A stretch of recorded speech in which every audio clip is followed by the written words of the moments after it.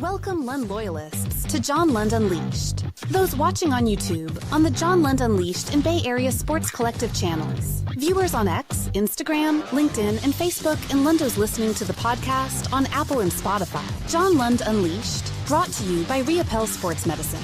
Got pain? Check out our revolutionary stem cell treatments. And guys, if low T is bringing you down, Reapel Sports Medicine can put you back in the game. Now all juiced up and ready to go, here's Johnny. What's happening? Thanks for joining us, I should say. It is a Saturday edition. Sorry I'm late today. I was not watching Melrose Place. Could have been. Might have been.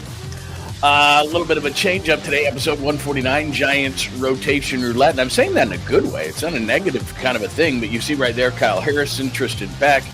There's Carson Wisenhunt, who I wanted to see up here, and I'll explain more on that. But the Giants have an early start today at 1 o'clock.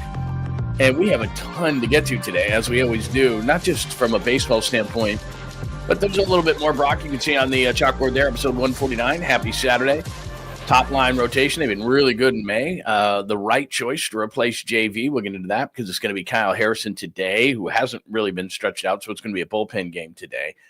The Knicks and the Pacers are interesting. Will the NBA allow this? I'll explain. Kevin Harlan got run into and was classic Harlan last night. Dead voice guy. If you haven't heard this story, I've been sitting on this for like 2 weeks. And we've been so busy with the Brock Purdy stuff and Warriors playoffs and all these different things that I really haven't gotten to this story, but it's an amazing story, which opens up a huge can of worms, which we'll discuss. Brock's Real Deal show that I've got up at johnlundunleashed.com right now. If you haven't seen it, you can. I'll explain. We got two really good videos for the sweet, clean, family-friendly caboose pistol, and random stuff happens throughout the show. Thanks for joining us on a Saturday edition of the show. We are exclusive today on John Lund Unleashed on YouTube. Please make sure you are subscribed. Please, please, please. Hit that like button before you get out of here today. That helps the algorithm find us and grow our great community. And also get those alerts on, because I'll be sending stuff out today on a Saturday version of the show. I actually have reason to be out and about today, so I might be doing some stuff on the run. So that'll be fun. And we are live on X at John Lund Radio. Please migrate over to John Lund Unleashed and hang out with us today in the chat room. It is always fun on a Saturday, but however you're listening or watching, we'll post this a bit later on Apple, Spotify, wherever you get your favorite podcast, so you can get John Lund Unleashed in your car. If you want to listen to it later, that is completely fine. It's actually probably better than you don't have to look at my face, which is nice, which is very, very nice. There was a reason why I did radio for 30 years. Yes, there is. All right, episode 149. As I said, the chalkboard is ready to go. Oh, we've already got supers on the board. Very cool. I did see Skills this morning say that stop watching Melrose Place, which was just a great random reference, because back in the day, certainly everybody watched Melrose Place, man. Josie Bissett, the blonde, and all that kind of stuff, and the things were going on, and Heather Locklear and all that kind of stuff. But she kind of fell off, didn't she? That was kind of a problem. But good morning to everybody. Good to see everybody. DC and Skills and Joy, and good morning from everybody. Remember, make sure you're hitting us up on the Bay Area Sports Collective as well. We got new podcasts, new shows, very cool. Jeremy Affel, Amy G, Rod Brooks, in addition to Tommy and I, and Creative Tony and Holly and all that kind of stuff. So make sure that you're hitting up and subscribing, because you don't want to miss any of those, and you get your alerts on there as well. Good morning to the 1420 and Enrique and Joy and Jake. And who else is here this morning? Christopher, it is great to see you. Skeels, always good to see you, my friend. Very, very nice to see everybody. If I missed you, DC, good morning to you. If I missed you, I will hit you up during the show at some point. Let's start with will they be a yeah, so what happened there, and thank you, Fuji. You're always the best, and thank you for donating to the show. If you 100% want to get your thoughts, questions, comments, thoughts on the show, just a quick, easy donation to the show would be greatly appreciated in the supers. And Fuji this morning is our first one out of the gate. Says, will there be a bottom of the pint at Miami? Yeah, I'm planning on a bottom of the pint next Friday. Krug had a thing that he could not get out of last night, so we try to do the bottom of the pint every Friday and have a bunch of fun and drink some beers and watch the Giants. And they played well yesterday, and it was an early start, which I love those early starts at 3:45, but we didn't get it together, so I apologize for that. But I fully plan on doing one next Friday at Miami in that ballpark, and this is a huge, huge, huge road trip. There's no doubt about that. So, yeah, I do plan on that, and thank you, Fuji, for holding us accountable on that. So again, if you want your questions, comments, or thoughts, that's a great way to do it. Good morning, Anthony. It's great to see you, my friend. Richard, let's fucking go. I hear you, man. Give me an LFG there. Let's do this thing, man. And I am feeling good. No drinking last night. Feel very clear. Made myself my wife and I are fiends for coffee. I think everybody is, right? And I'll get to something in just a second here, but just give me 1 minute here. So I say on a Saturday, and I made this thing, I got to be honest with you, that was like better than coffee. I'm big into water, just water. But especially because it's becoming bathing suit season soon, and I got to lose the spare tire from the winter and all the beer drinking that you make me do on the show. So anyway, I didn't do coffee today, and I always bring her coffee. It's kind of her thing, and so she gets excited. So she sits up in the bed and like, coffee. And I was like, I did something different. And so I haven't seen her since I did it, but I made this shake. So I took that Oikos yogurt, like vanilla, but no sugar or anything like that, the Greek yogurt, put it in a blender, did this peanut butter protein, which was really, really good, took sugar-free chocolate chips, and this stuff that Bill Romanowski gave me. Don't ask me what it is. It's like this brain food or something like that, and it's 10 times what coffee will do for you. I'm going to zoom you through the moon, and but it tastes really good, like peanut butter chocolate chip kind of a thing. And I give it to her, and so I haven't seen her yet, but it jacked me up this morning. I'm feeling really good, even more than coffee. I don't know that I'm going to do that every day, but her disappointment in the look in her face that it was this thing, and I said, just give it a shot. And this look on her face was like, it's not coffee. Come on, man. So we'll see. We'll see what I'm in for, and I'll let you know. Maybe even a little bit later today, I'll pop on just for a minute or do a short or something on it, because I don't know that she's going to love it, but I just, I decided to change it up on this Saturday. I'm feeling good. Hopefully you can tell. I'm not sure that it's going to, PB Fit, that PB Fit peanut butter protein, that stuff is so good. So yeah, with vanilla, Oikos, the sugar, the Oikos Zero, whatever, vanilla, with that stuff, sugar-free chocolate chips. Oh, I put a little almond milk in there, and Bill Romanowski's secret ingredient stuff, and it's a chocolate flavor, but it's brain food stuff. And what else did I put in there? I think that's it, but lots of protein and low sugar. And yeah, the PB Fit, which is really good. And you put that in with like a vanilla, and it gives you, it's like a peanut butter chocolate chip shake. It was really good. But like I said, she's coffee in the morning. So I'm going to bet 99% that she, hi Skills. I'm going to bet 99% that she walked back in there and probably took a sip or poured it out and then went coffee. But I don't know. This was better for her. And believe me, I'm feeling better. Oh, I have not had one of these for so long. If you're new to the show, I know we got to get the stuff, and we got a lot of good stuff today, so don't go anywhere. But if you're new to the show, our friend Skills here, he'll do the supers, and thank you, and he'll bring in a dream. And Skills, man, I got to get this dream guy in. So he'll put up dreams, and they're just random, and they're so good. They're just so good. So he says, pass that at my desk. Dreamed me and David Caruso. Let me stop for a second. Has anybody seen a picture of David Caruso in the last 20 years? It's unreal. Like the way he looked at it, what is it? NYPD Blue, I think is what he was on, or whatever it was. Good looking guy, whatever. And women liked him and all that. And then there was a picture of, I don't know, was it a gas station? I don't know if he's hiding out or whatever. Somebody took a tire pump and added like 200 pounds to him. And he does not look good. Does not look good. But anyway, it's whatever. Personal appearances should not be show fodder, but they are. Dream me, David Caruso, Mark Derwin investigated the possibility of ex-Browns quarterback DeShone Kizer. How random is that? By the way, this is how warped my brain is. Second round pick, Cleveland Browns, Notre Dame. But yeah, ex-Browns quarterback, or was it Green Bay that he got drafted? I can't remember. He was a total bust. Actually being a woman. So, I mean, how random is that? This is so incredible. Because first of all, I tell you this all the time. I never remember my dreams. And if I ever remembered my dreams, they just wouldn't be as random as that. So I don't know. We got to get that one absolutely analyzed. I mean, you just have in one picture, you, David Caruso, Mark Derwin, DeShone Kizer, and DeShone Kizer was actually a woman. Like, I don't know where that comes from, man. There's got to be something to that, right? There's got to be some reason for that. There just has to be. Sharing this for no reason. No, you're sharing it for a reason. It's incredibly thought-provoking to me. That's incredibly thought-provoking to me. Like, where would that come from? Like, did you smoke last night? Were you drinking? Did it come from that? Or was it just happens naturally? It's wild. Got to get my dream guy in here because that is freaking wild. Like to just have that random of a thought process there. Thank you for sharing, Skills. You are the best. And again, anytime you want to hit me up with a super, that is awesome. All right, let's get to it today.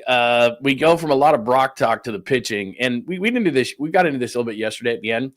I said, man, I hope they bring up Carson Whisenhunt because I think he deserves it. I think within an organization, when a guy is pitching the way that Carson Whisenhunt is and you have an injury, and I get it, there's other guys within maybe the organization that you feel deserve it. There's also the spot of when did Whisenhunt pitch and this, that, and the other. Like, I get all those things. But as an organization, if a guy's pitching really, really well, I'm going to show you how well Whisenhunt's been pitching, then just organizationally, you want to reward players. And what that does is not only does that reward that player, but it also rewards hard work. So if you work through the organization and you're hot and you're pitching well or hitting well or whatever the case may be, you're going to get a promotion because we see you. And there's a lot to moves in professional sports, especially in baseball, that are maybe even more than meets the eye. There's certain organizational things that you follow. Okay, this is what we do when, et cetera, et cetera. And I think that Carson Whisenhunt deserved the promotion. And he's 25 years old. He's not 22. He's not 21. He's not 20. He's not really young. He's almost 25 years old, and he deserves the promotion, whatever. Here's the one thing I want to do before we get into the promotion, and because Justin Verlander's down, Kyle Harrison's going to pitch today. I keep saying to myself, I'm not down on Harrison, but I'm not. But I don't think he's a starter. I think he's a reliever, and I think today, because he's not stretched out, it means you're going to have a bullpen game, which means you're going to burn your bullpen. And this is a long road trip, so I don't love this decision. Now, having said that, this is what the Giants have done in May. All right, this is their rotation in May. Not their rotation, excuse me, all their pitching. So they're 11-9 with the 284. That ERA, which again, I know this is an old school metric, but I still like it. So in overall ERA, that's starters and relievers, 284, which is third in baseball in May. As you can see in the right-hand corner, it says May. So in May, they have the third best ERA, their pitching staff in May. Not bad. Now, I went to their game notes today, and today's game notes weren't out. So this is before yesterday, but again, Landon Root pitched well. So the top metric there, just looking at May, see May on both of those? The top metric is starting pitching. The bottom metric is your relievers. So in April, as you can see, go to the bottom left there, the ERA for the bullpen, second in baseball at 2.52. Very nice. Then you go up to May, top on the right. That's the rotation in May, 6-6 with a 293. Excuse me. That's the bullpen in May, 6-6, 293. And then you've got, I'm screwing this whole thing up. Rotation is on top, bullpen is on bottom. So rotation in May is 6-6 with a 293. And then the bullpen is 4-3 with the 308. So the bullpen's falling off a little bit. And I keep telling you, I'm a little bit nervous about them burning out the bullpen. I just don't like it. They're just 4 of 8 in save opportunities. Ryan Walker, we've talked about. I just don't want them to burn out the bullpen. But the rotation in May has a 2.93. So they're pitching great. They were 99 with a 440 March, April. And they're 6-6 with a 293. So I can't complain about the rotation. It's been absolutely great. And that throws in, Logan Webb, day before yesterday wasn't very good and all that kind of stuff. So their rotation's been really good. Landon Root, who pitched last night, and I'm sorry that this is so small, so hopefully you can see it. But what it means, if you look right there where it says, not outcome, where's months? You see months right there at the top? He had a 5.10 ERA in March, April. And then in May, he's got a 1.64. So he's been much better in May, has Landon Root. So he's kind of symbolic of what this rotation has been. And again, I'm sorry that those numbers are so small, but the point is that Landon Root has been really good in May. And we're, 3/4 of the way through May? What's it, 24th, whatever it is? So we've got enough metrics in May. Landon Root's got 4 starts in May with a 1.64 ERA. So he's been really, really good. So rotation's been good. I want to establish that before I say, wait a minute, this is what they should have done. So I'm acknowledging the fact that the Giants rotation has been really good in May, and that's kept them in a lot of games, even though we've gone over this metric. They'll score 10 runs, they'll score 2 runs. They'll score 8 runs, they'll score 1 run. Their offense is incredibly inconsistent. They scored 4 yesterday, which, as we know, is the magic number for the Giants to win games. And Landon Root and company shut out the Washington Nationals. So their rotation has been good. Let's make sure that we that we acknowledge that. Now, the reason that I wanted Whisenhunt up is this. Now, if you look at, those are at the top right there is his pitching log, but where I have highlighted there is his last month of pitching. So 4 starts. Teams are hitting 182 against him in that month. And you can see just 18 hits and 99 at-bats. And you see the strikeouts there, the base on balls. He's got 28 strikeouts to 22 bases on balls.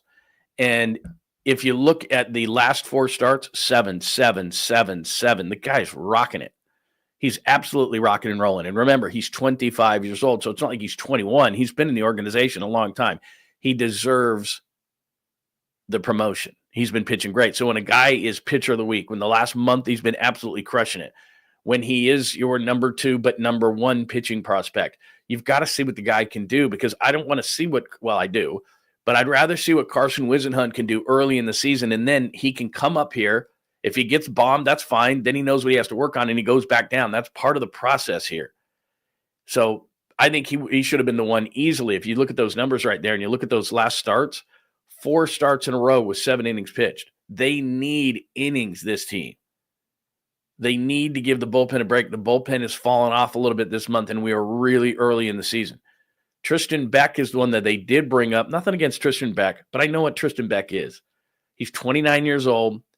You can see in the minors there, 20 and 22 with a 496. He's just okay. His majors, not bad, but he's only started 4 games. This year, he's having a nice year in Sacramento. I'm not saying he's not, but he's a nice player. But, he's not even a prospect anymore. He's 29 years old. He's okay. He's just okay. He's had some injuries, all those kind of things. I get it. He's not pitching poorly. It's not that he doesn't deserve the promotion. And then as far as Kyle Harrison is concerned, Kyle Harrison's not stretched out at all. Kyle Harrison has just been in relief appearance. He was sick in spring training. I get it. I still think Kyle Harrison needs some time. So if Kyle Harrison goes a few innings today against Washington, that's about all he can do. He's probably going to be a 60 to 75 pitch guy. And I don't even know if he's going to go that far. He might go 50 pitches today is actually what he's probably going to do. He's probably going to go like 50 pitches. Okay, it's a bullpen game today for Kyle Harrison against Washington. Whereas if you bring up Whisenhunt, Washington is a soft landing spot. Then he wouldn't pitch against Detroit. And then you got another soft landing spot against Miami. So 2 teams that aren't great. And that's what Whisenhunt would pitch against. He deserves the promotion. So in terms of what you do organizationally, guy's almost 25 years old. He's pitched 7 straight starts with 7 innings pitched. In the last month, he's 28 strikeouts with 2 walks. He's the PCL pitcher of the week. That's not an easy place to pitch. It's time to promote him and see what he can do. And it's also telling the rest of the players within your organization that if you play well, pitch well, hit well, whatever it is, we're going to give you a promotion. We're going to see what you can do. I know what Tristan Beck can do. 29 years old, not a prospect anymore. He's not horrible. I'm just saying, let's see what we have within the organization. And you don't want to do it in August or September when there's a mounting amount of pressure on a young kid. See what he can do. You deserve the promotion. Okay, you got bombed up here. Now you know what you got to work on. And you go back and you work on specific things because you've been to the show. And he's 25, so he's not 21, 22. He's not inexperienced. He's not going to be awed by the big lights. Get him in there. See what he can do. It makes a ton of sense. And as far as Harrison is concerned, the more I see him, the more I think he's a reliever. He's got 2 solid pitches. The deception works for a minute or 2, and then he gets deeper into a game, and he's not going to go deep into this game, which means you're going to use your bullpen a lot. And because Logan Webb, I'm not going to say unexpectedly, but it doesn't happen very often, just went 4 innings the other night, so you had to go your bullpen earlier in that game. You're on a long road trip.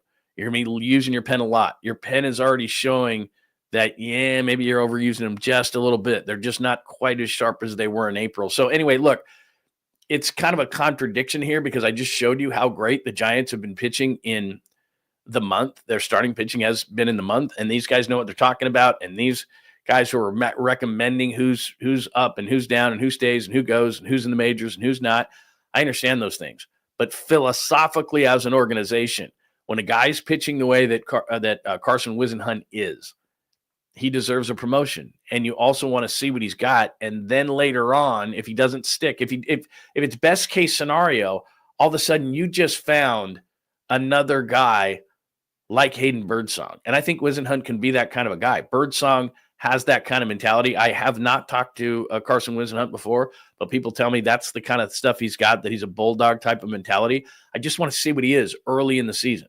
Later in the season, maybe he goes down. Worst case scenario is he gets bombed. He works on his craft. He knows what he has to work on. He's been in the majors.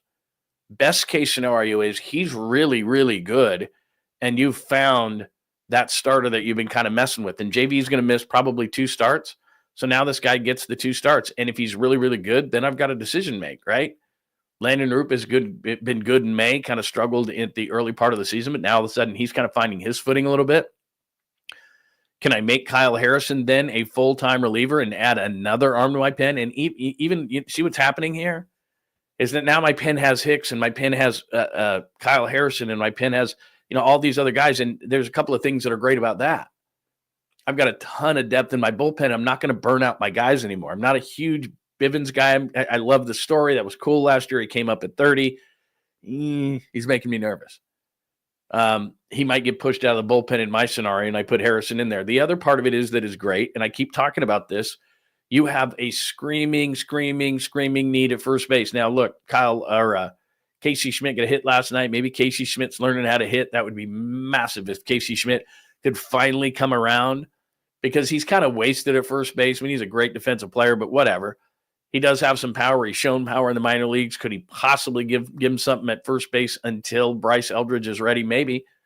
But I'm sick and tired. We've had this conversation, so we're not going to have it again. About Lamont Wade Jr. Can somebody come up and give him competence at first base? Maybe Casey Schmidt can.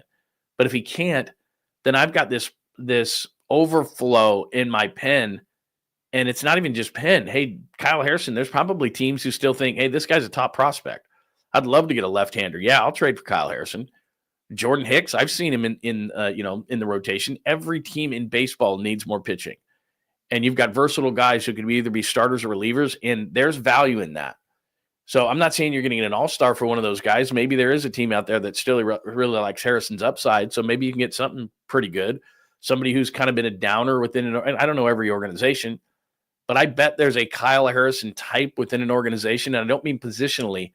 I mean in the same kind of boat where it's like, he's ascending. We love the guy. He's at one point, Harrison was the top left-handed pitching prospect in baseball.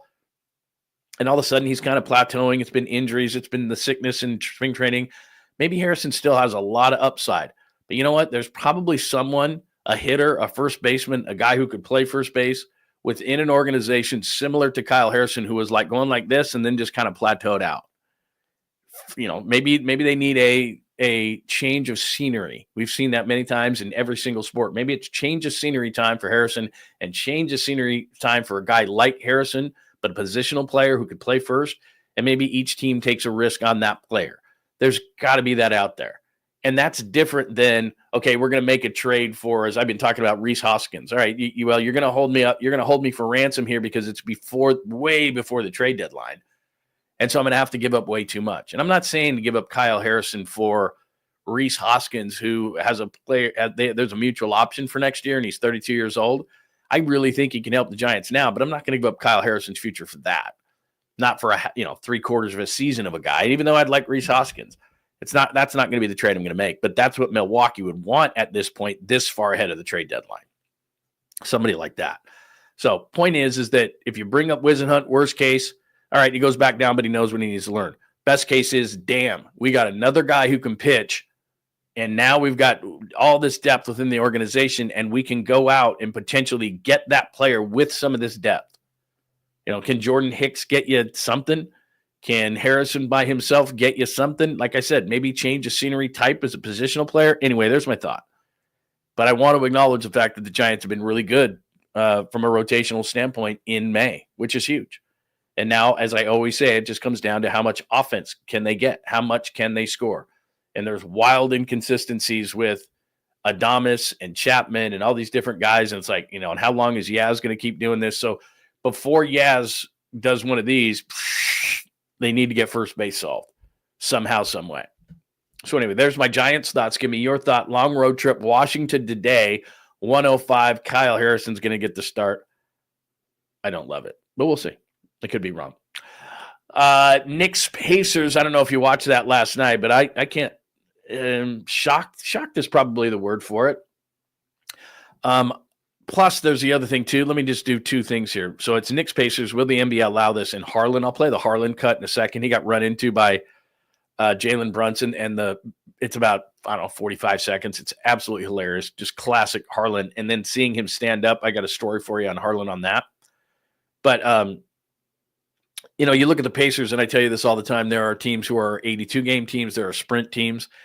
And this is the second consecutive year that Indiana's been in the Eastern Conference Final, and I'm watching their team, and I'm going, how are they getting here? I mean, they've got good players, and I like Halliburton, but he's not Jalen Brunson. He's not Steph Curry. He's not. But somehow in the playoffs, him and in that funky shot, they just step it up. Miles Turner was great in the fourth quarter, was kind of disappeared for the first three, and I keep mentioning his name as a big for the Warriors. But he hit a bunch of big shots down the stretch for the Pacers.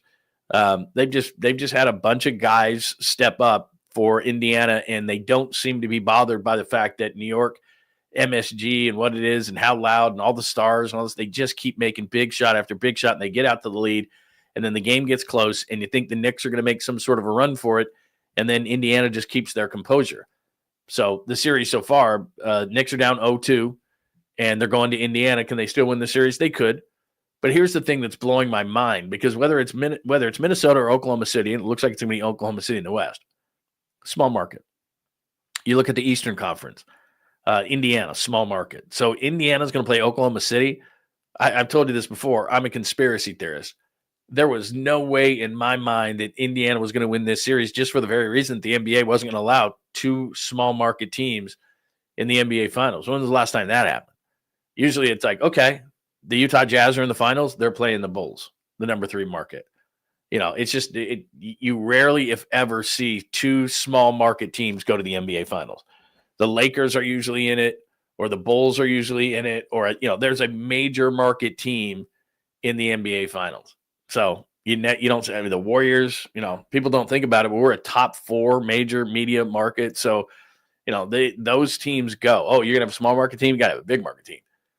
Because I like the NBA Finals, and I'm different, and you're probably different. You'll probably watch the NBA Finals, and I'm fascinated. I would be fascinated by a Pacers OKC Finals. I would still watch it. I really don't care about market size, but the NBA does.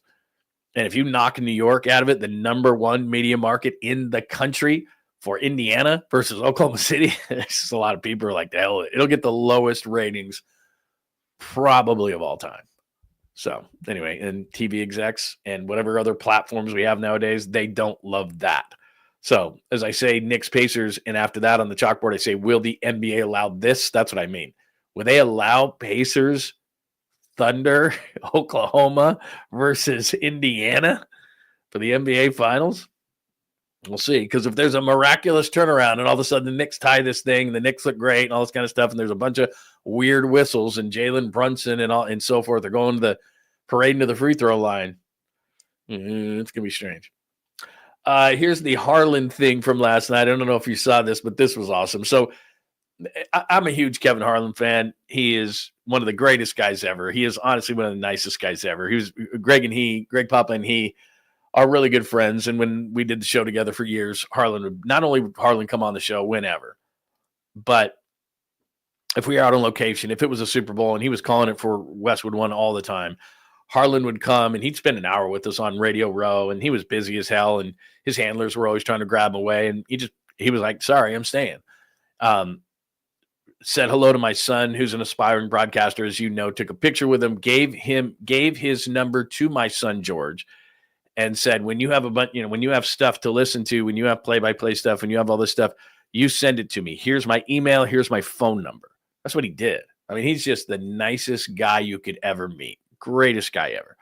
Always deferring to other people. Always was telling Greg how great his calls were. Always saying, this. I mean, HARLAN's just salt of the earth. Really good dude. Really great guy. And then the calls he's had, not the streaker, but the guy who ran on the field for the Niners against the Rams. He's drunk. He's, all that stuff. The cat in New York that just, and then later on, he's kind of sheepish about it. He doesn't like to talk about it because like, dude, don't do that. It's hilarious. So he just does these one-offs that are hilarious. So here is HARLAN last night. I think this is HARLAN. Yeah. Here is HARLAN last night and Jalen Brunson actually runs into the table, into the broadcast table, and spills a bunch of stuff all over him and everything, but Harlan still gets the calls right. Watch this. Brunson, oh, look out, he comes in. Brunson falls to their left. Ball the other way. Hurt the other way.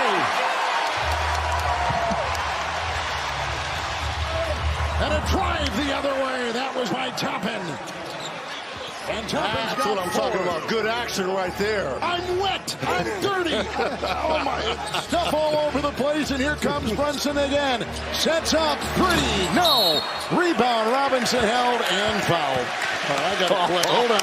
Are you okay, Mr. Harlan? Yeah, don't worry about me. Oh, this was great. Nice fan in back here helping us out. Thank you. See, Knick fans are some of the best fans in the league. Thank you, sir. Yes, they are. You got to love these Knicks fans. You don't have to. Oh, look at this coming right. Okay, I'm going to freeze it right here for just a second because Brunson's running into Harlan right there. You can see it. It's a little bit blurry. But the reason I stop it right there is, like Papa, Harlan does not sit down during the games. He's told us that. He just can't.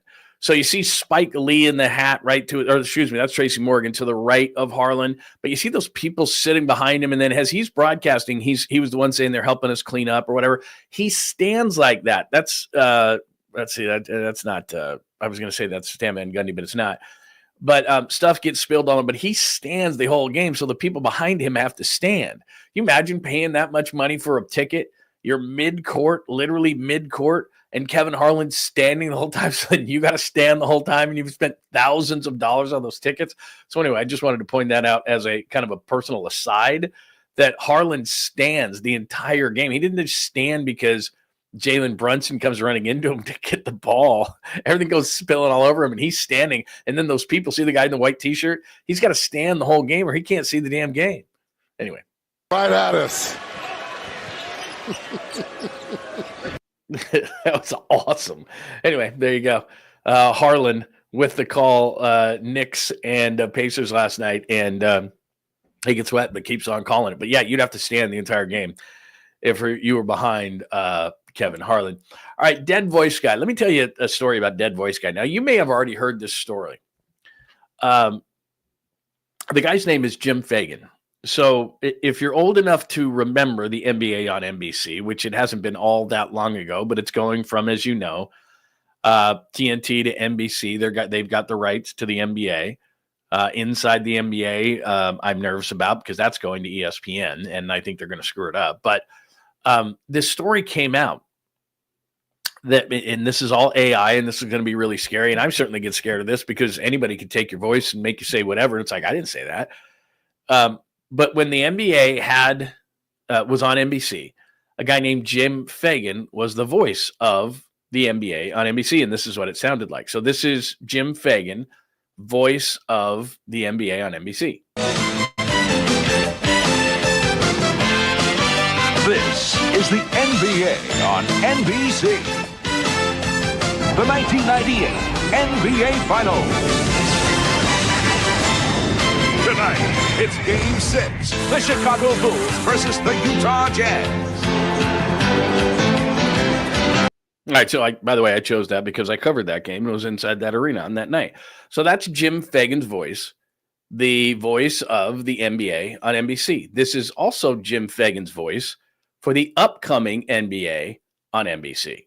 The NBA on NBC is back. See you this October for the NBA season tip-off. Okay, but here's the difference. See right there, it says, how is NBC using Jim Fagan's voice? Fagan's voice will be used thanks to a partnership with his family. The use of AI after NBC did something similar for the 2024 Paris Olympics, and Al Michaels' voice was used for its year daily Olympic recap on Peacock Future. But Al Michaels didn't voice it. It was actually Al Michaels' voice, but it was AI. Well, Jim Fagan's dead. So it would be really tough for Jim Fagan to voice the NBA on NBC, except for the fact that that voice you just heard was dead Jim Fagan. That was AI Jim Fagan. So the guy from 1998, right? The guy from 1998, this guy. This is the NBA on NBC. Is the same voice, but AI. So let's do it one more time. The NBA on NBC is back. See you this October for the NBA season tip-off. And I get it, man. It's like, this is just the way it is, right? This is just the way it is. It's going to be AI this and AI that. And I feel bad for voice work guys because they're going to be out of business. Like, why would you hire a new guy? NBC is just like, well, we'll just type into a thing here with Jim Fagan's voice, who we used for years and years and years on NBC, NBA on NBC. And we want to use him again because the voice was so great. So they went to his family, worked out a deal, I'm sure a financial deal, that said that's fine. And I don't know what they would pay Jim Fagan to be the NBA voice on NBC, but I gotta believe it's a couple $100,000, gig, or maybe that's like a $250,000 gig. I mean, it's a pretty good gig. So he's passed away, and so the NBC goes to the family and says, "Look, let's just say for the sake of conversation, we paid Jim Fagan $250,000 to maybe that's a little rich back in the day, but I'll just say that." To voice it, we'll give you guys $100,000 to use them as, AI. And they're like, okay. Now, again, I think that would be a little creepy. Like if it was me, like, okay, but then I hear my dad's voice, like creepy. I guess, I guess for $100,000 or something like that, I would, but it's creepy. And then it just opens up that whole Pandora's box where it's like, well, is Al Michaels going to do play-by-play after he's dead? Why not do, like they showed Marv Albert in the, in MSG last night watching the game. Why not use Marv as a, why do you need, like Kevin Harlan? Kevin Harlan could call games forever. He's passed away, but Kevin Harlan's amazing. Like, I don't know, there's one thing to do voice work, then it's play-by-play. Can AI, something got spilled and, you're not going to probably have that part of it, but it could AI just sit courtside like a robot with Kevin Harlan's voice and do the play-by-play. And then we always have Kevin Harlan.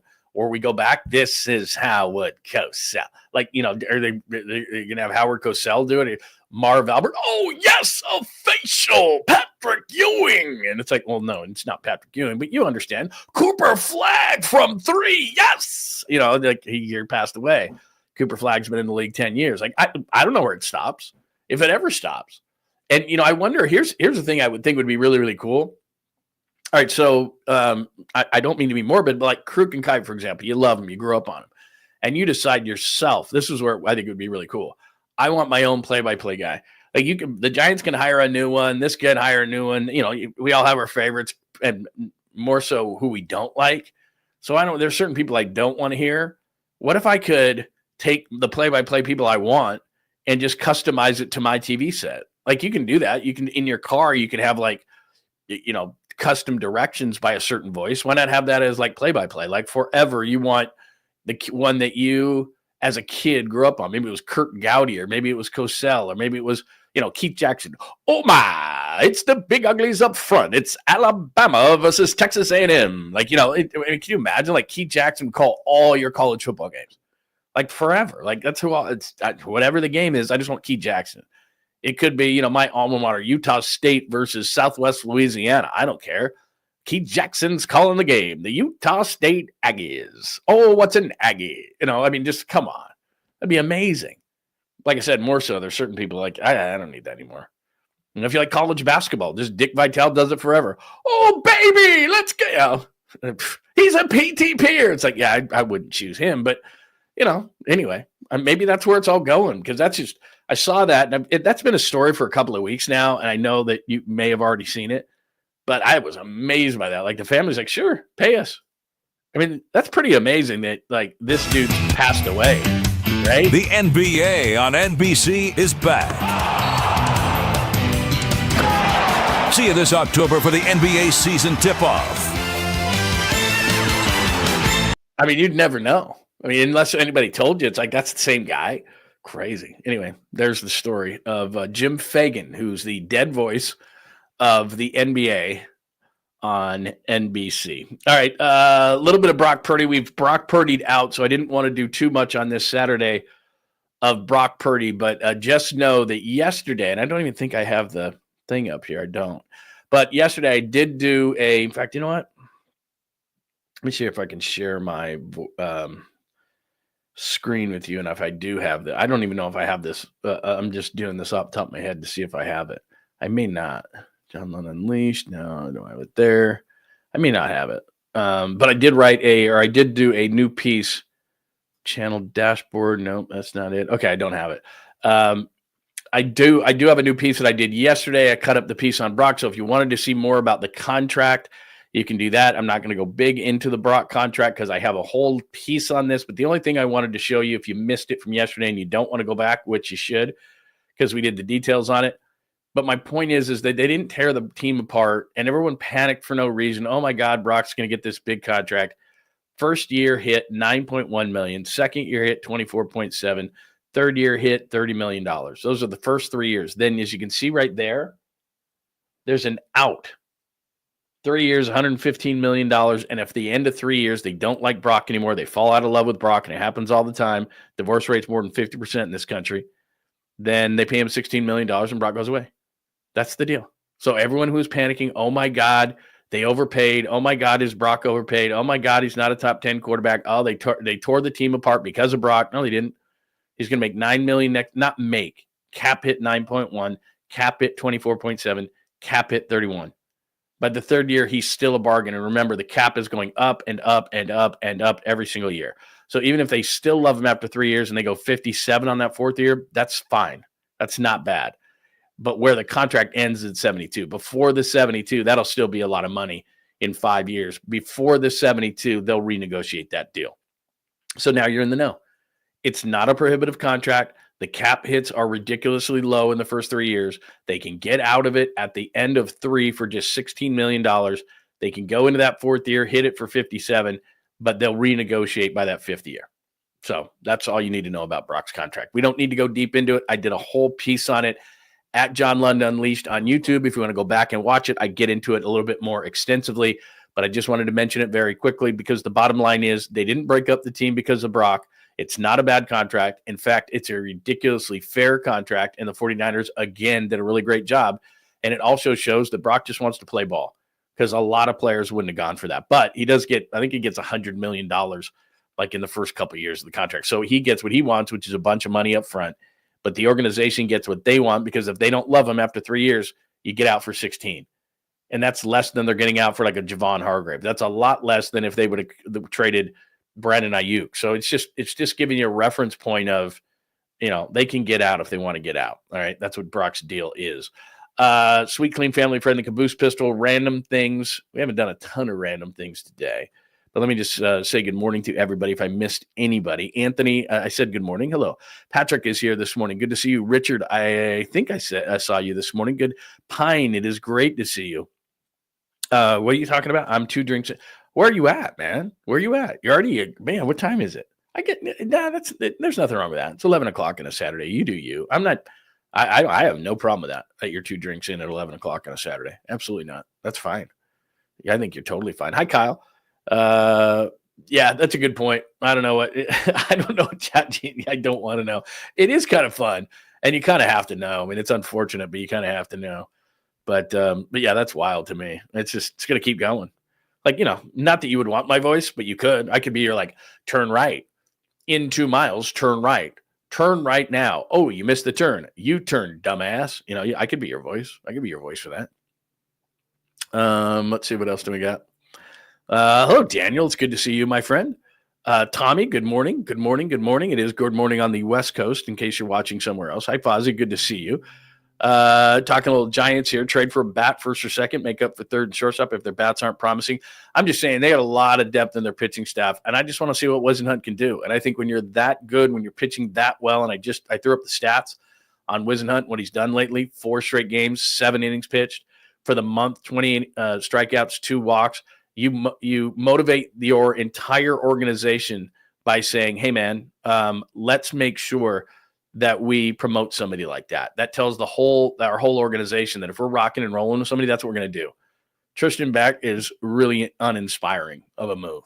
29 years old, been in the organization forever, not a bad guy, but we've seen guys like this before. He's not going to excite me. I get it if you want to just, hey, Harrison's already on the roster. Let's just do a bullpen game today. I get it. But bringing Tristan Beck up instead of Carson Wisenhunt, I think that's a bad move, and I think it's a bad move for your organization. Plus, like I said, then he comes up in August or September, and you're like, God, he's got to win a game. How about that you just get him up here now? And like I said, best case scenario, he stays forever. Worst case scenario, he knows what he needs to work on. So anyway, there's that. All right, let's hit up some Caboose Pistol because I do have a couple of things on the Caboose today. Let me just make sure. Yeah, okay. I got a couple of things on the Caboose today that are very good. Let me make sure. Don't want to oversell them, but they are good. I'll say above average. I don't want to oversell them. Let's see. Let me find the open here. Got like 50 things up on my screen right now, so we're going to make sure that I should move the Sweet, Clean, Family-Friendly Caboose Pistol up here because I always have it. Here we go. John Lund Unleashed presents the Caboose Pistol.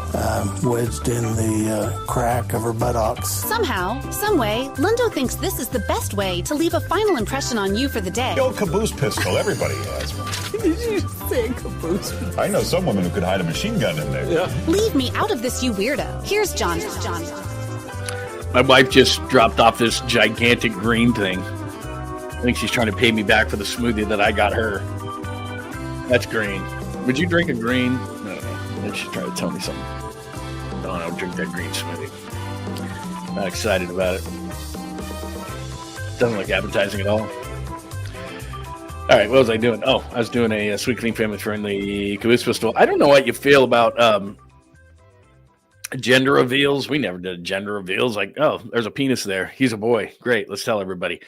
I don't know, man. Swinging and, guy misses. And so anytime you see a gender reveal, it's just because it's something weird. I would never do something like that. It's just me. It's, it's a personal thing with me. I'm not, a kid. It's a boy.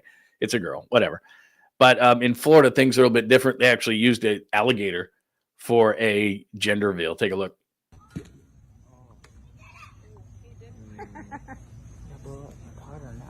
Nope.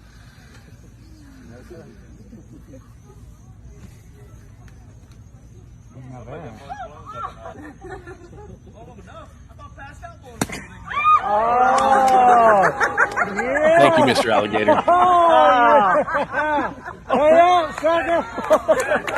Look at the thing. The thing's like, what in the hell? It blows up right in his face. Look, I'm a West Coast guy most of my life. I have worked all over the country in Dallas and Pittsburgh and Detroit and other places. I have never been down to Florida a lot. I've covered a couple of Super Bowls down there. I've been down there to cover other events, but never seen a gator. I did have a fraternity brother that was from Florida and said that, a gator got into his pool and all this kind of, it's different, I guess, for people down there. I don't know if that guy's a gator handler, whatever the case may be. There's no way in hell I would ever get that close to an alligator. There's just no friggin' way. They're not domesticated. They're not supposed to be domesticated. I'm sure they're unpredictable. I have no idea. I'm not a gender reveal kind of a person. I've never seen a gender reveal like that. So there you go. There is a gender reveal using an alligator to pop a balloon. Second of the two Sweet, Clean, Family-Friendly Caboose Pistols. So let me premise this one by saying you learn as you get older. No offense. You work for a company. It's a means to an end for you. It's a means to an end for them. We all work for a company for a long time, and we think that they value us. And then you kick ass and you do all these different things. I mean, it happened to me. We still had great ratings. Everything was great. Everything was rolling. They call me in and say, we don't have any money. You're out of here. You work hard. You work extra hours. You work extra, you give back, all these kind of things. And at the end of the day, you learn that it just doesn't matter, that it's a bunch of bean counters. I know people high up within the organization that I used to work with. They called me right afterwards and said, man, I tried to keep you off the list. Your production is great. Your ratings are great. But it was a bean counter, and he didn't even look at names. He just looked at salaries and just said, you're out, you're out, you're out, you're out, you're out, you're out. I'm sorry. That's what I was told by a guy higher up within our organization and company. And believe me, I'm not bitter. I love what I'm doing. I got all sorts of things going on in my life. It's totally cool.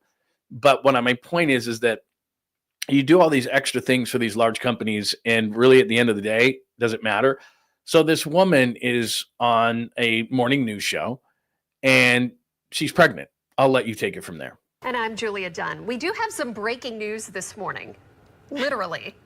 Yes. Olivia's water has broke. That's and right. she is anchoring the news now in active labor. Early labor. We've been Let's doing not the get carried contractions. away. She's now, timing her contractions. I'm going to and pay she's, attention. 2 minutes apart? No. Well, there was one, but it's been a few minutes since then, so we're still in good shape. Her decision to stay on the desk, by the way. Look at what it says. Days past due date. Oh, there we go. Yeah, I know. So we're thinking maybe today. I'm happy to be here, and I'll stay on the desk for as long as I possibly can. But if I disappear... We're so happy for you. She's 2 days overdue, so she wants this baby, baby out. But. All right, so if my baby does come today, Craig, how's the weather looking? That's a great, by the way, great transition by her. True professional. But again, I don't know what it's like clearly to be pregnant, have my water break, but I've been part of having a child. And I remember when my wife's water broke and what it was like. And we freaked out, and it was in the middle of winter, and we lived in Pittsburgh, and we're going straight to the hospital. We're not screwing around. I mean, I literally remember the day where I went, hey, what's that? And we raced and grabbed the piece of luggage, and we threw stuff in there, and we called our doctor, and she said, get over here. And so it was, we weren't panicked, and she calmed us down, but it was like, yeah, get to the hospital. So my point in saying that, like, because I'm a broadcaster, been a broadcaster for 30 years, if it was me in that situation or something similar, or it was my wife in that situation, I would literally drive down to that thing and get her out of there. It's like, you don't owe this TV station anything. You're in friggin' labor. I'm in early labor. No, you're in labor, and it's a child, and your water broke. Get the hell out of there. No, I've got to work. I've got to be on the desk. I'm an anchor. I'm a professional. No, you're having a baby. Get your ass to the hospital. Are you insane? So anyway, I just thought that was funny because, like I said, I've had situations, bad situations, where it's like, early in my career, especially, where I was like, I'm a professional broadcaster. I would not leave this show. I will not leave this update desk. I would not leave this TV show. I will not leave this TV broadcast. Like, where I've just said, like, life is going to have to wait. And then you get older and you realize, like, this company is going to fire me tomorrow. Like, they don't care. Why am I sitting here in labor for Channel 6? Like, are you kidding me? Channel 6, the minute your ratings drop or the minute you make too much money, Channel 6 is like, get out. And you're like, I've got to be a professional on the desk. I'm like, are you insane? Get to the hospital, you moron. Sorry, didn't mean to call a mom in labor a moron, but for the love of God, man. I'm going to look back. I'm sure the child's going to look back and see that and go like, Mom, what were you doing? Get to the hospital. You having me? Are you kidding me? Anyway, what are your thoughts on that? There's a couple of sweet, clean, family-friendly caboose pistols. A gender reveal with an alligator, and something that couldn't have been more different. The woman who decided that she was going to, even though she was in labor, stay on the desk. There you go. Give me your thoughts on that. Let me see. Baby's first words. Back to you.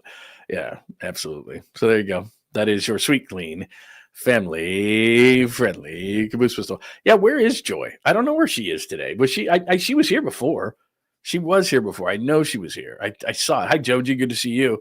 Let's see. I know she was here early in the show. I swore I saw her. If I didn't see her today, maybe then things are all running together.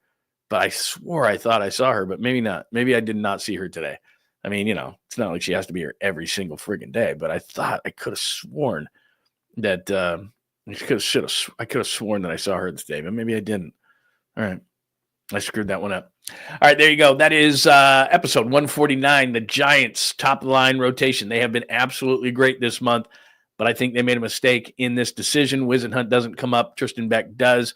Kyle Harrison's going to pitch today at 105. Probably going to be a bullpen game. We shall see. Was that the right choice to replace JV? I just told you. Knicks and Pacers. Will the NBA allow this? That's an Oklahoma City, Indiana NBA Finals, or will mysteriously New York come back? Kevin Harlan, go back and watch that. That was incredible. He keeps it going, and he stands up the entire game, which if you bought those tickets behind him, you'd be pissed. Dead voice guy, Jim Fagan, who was the voice of the NBA on NBC, will still be, even though he's passed away thanks to AI. Brock's Real Deal show, that's out right now at John Lund Unleashed. I showed you a little bit on the contract. It's not what it appears to be, which is not a bad thing. It's just that the 49ers did a great job. It's a 3-year deal. And if they don't love him at the end of 3 years, that's it. If they do, then he'll see a 4th year. I doubt he ever sees that 5th year at $72 million. Sweet, clean, family-friendly caboose pistol, the gender reveal in Florida, and the woman who would not get off the desk despite the fact that her water broke. And there you go. I think that is a Saturday edition of the program. Thank you very much for watching us today. Let me make sure that I did not miss anything else. Everybody have a tremendous Saturday. Have a great rest of your weekend as well. It is much appreciated, your attendance when you join us. Really appreciate it. Again, please subscribe on John Lund Unleashed. Please make sure those alerts on, because this isn't the only time. We'll push a bunch of stuff out today. I got a bunch of things that I've been waiting, so we're going to throw that out like I did yesterday when I threw out the Brock Purdy contract thing, so that you know what the contract was actually about. So we did that yesterday. What else? Oh, yeah. Make sure those hit us with a like before you get out of here as well. That helps the algorithm. And hit us on the Bay Area Sports Collective, because that's me. That's Tom Tobert, who had, by the way, Steve Kerr on this week, and Marcus Thompson. Great guess. Hit us, because that is Paulie Mack and Creative Tony. And then we've added Amy G, who's got a great podcast talking about women in sports media or in media. Also, Jeremy Affelt and Rod Brooks have all been added, and we'll add more. I'm just not at liberty to say, and they don't tell me anymore, because I let the cat out of the bag far too early. So everybody have a great weekend. If news breaks, do remember, we'll be right back here at John Lund Unleashed, which means that's why you have your alerts on. Remember, comments right under here. If you got comments, questions, thoughts, you don't have to agree with me. I'd love to hear from you. Or you can hit me up also at John Lund Radio on X, where a lot of people are watching today as well. And I appreciate that. Have the great rest of your Saturday. We'll talk to you soon. Thanks for hanging out with John Lund Unleashed. We'll try to be better next time, though I wouldn't hold my breath. Please like and subscribe on the John Lund Unleashed Pod YouTube channel. Watch live shows weekdays at 8 a.m. on YouTube, Instagram, and X. And make sure to have your alerts on for shows throughout the day or night. All things Lund can be found at johnlundunleashed.com. johnlundunleashed.com. Goodbye!